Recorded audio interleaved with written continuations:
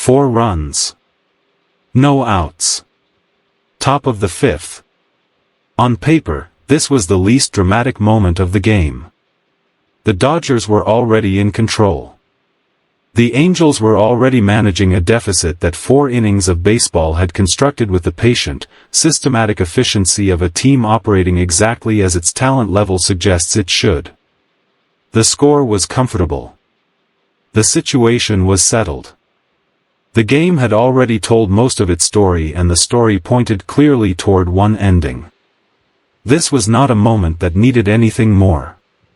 And then Shohei Ohtani stepped into the batter's box for his 3rd at-bat of the afternoon. What happened next was not necessary for the outcome. The Dodgers did not need it to win. The scoreboard did not require it. The game, in its competitive arithmetic, was already trending toward a conclusion that this at-bat could not significantly alter. None of that mattered. Because there is something that happens when Shohei Ohtani steps into a batter's box, in any inning, at any score, with any number of runners on base or no runners at all, that transcends the competitive mathematics of the specific moment. Something that the people in that stadium feel regardless of what the scoreboard says. Something that the players on both sides of the field recognize regardless of what the game situation requires. Attention.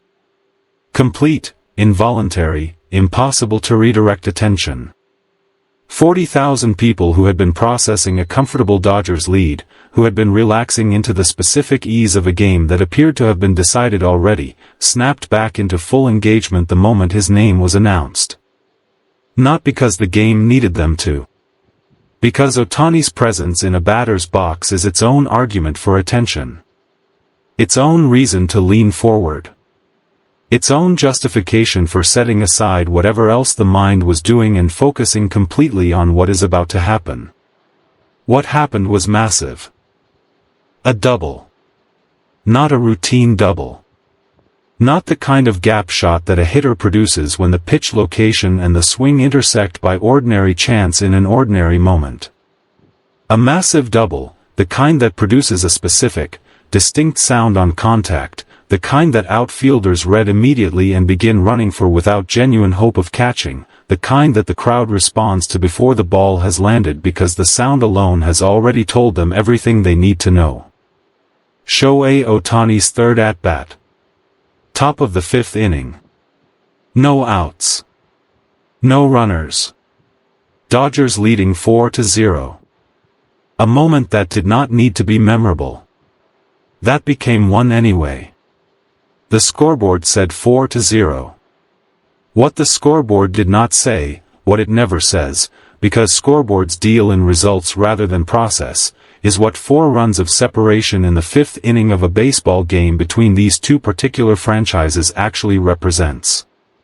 The Freeway Series operates on its own internal logic.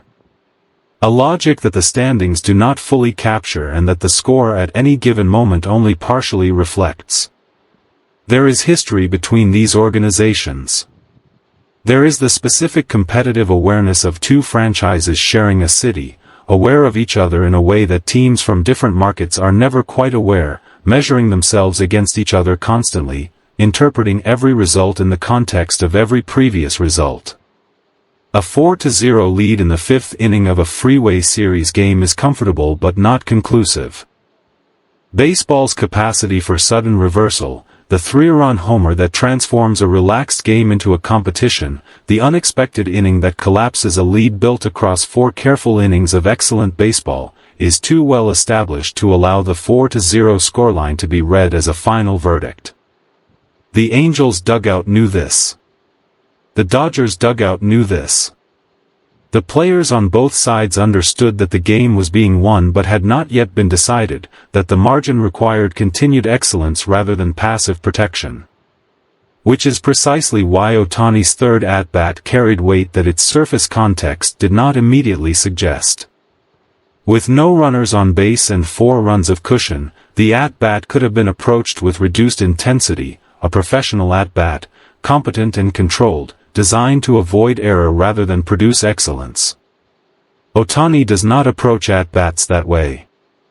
He has never approached at-bats that way. The score does not adjust his standard. The situation does not lower his preparation. Every at-bat, at every point in every game, receives the same complete attention that the most critical at-bat of the most important game of the season receives. This is not performance.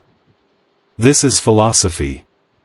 And it is the philosophy that produced, in the fifth inning of a game the Dodgers were already winning, something that nobody in that stadium will quickly forget.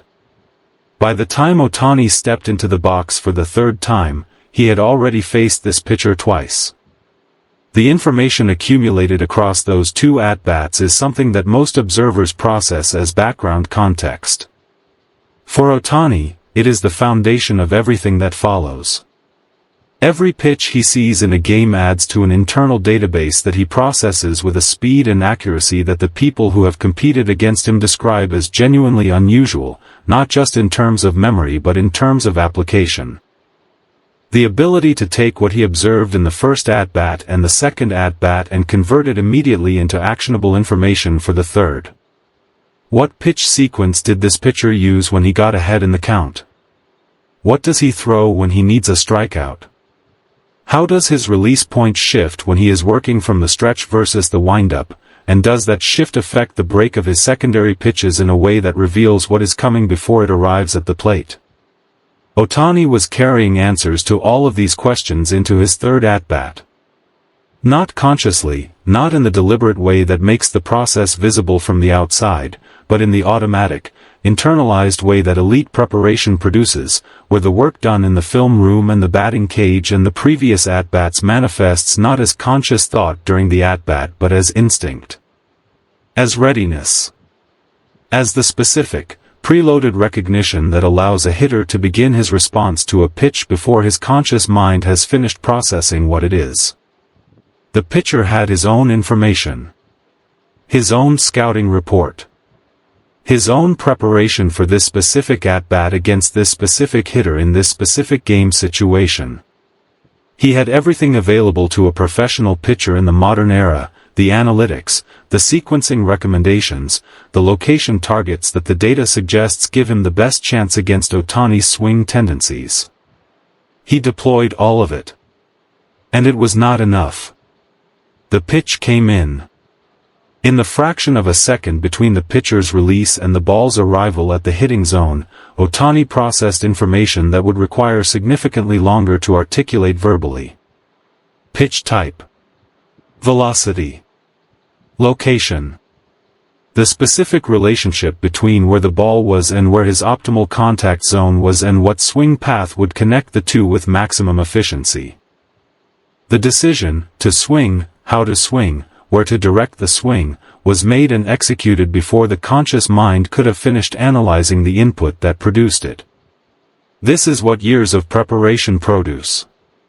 Not the ability to think faster, but the ability to bypass thinking entirely in favor of response that lives below thought. Trained, repetition-built, competition-tested response that operates at the speed the moment requires. The contact was immediate confirmation of a decision perfectly made. The sound, that specific, distinctive sound that Ohtani produces when bat meets ball with complete efficiency, moved through the stadium before most of the crowd had finished processing the pitch. It is a sound that experienced baseball observers describe as qualitatively different from the sound other hitters produce. Not louder necessarily, but different in character. More final. More certain. As though the result has already been decided at the moment of contact and the ball's subsequent flight is merely the announcement of something already known. The outfielder read it immediately and turned. Not because he believed he could catch it. Nobody who has spent time playing outfield in professional baseball believed, in the moment that ball left the bat, that it was catchable. He turned because his job is to play out the result regardless of its inevitability, and because the ball needed to be fielded wherever it landed to prevent additional bases. It landed in the gap. Deep in the gap. In the specific territory that doubles are made of, far enough to be uncatchable, close enough to the wall that the bounce kept Ohtani at second rather than pushing him toward third. he slid in. Standing on second base, in the top of the fifth inning of a game his team was already winning by 4 runs, with no outs and no runners on base before the at-bat began, and the stadium was responding as though the game had just been decided in that moment. Because in a way that transcends the scoreboard, it had been. Here is the detail that gets lost in the immediate excitement of the highlight and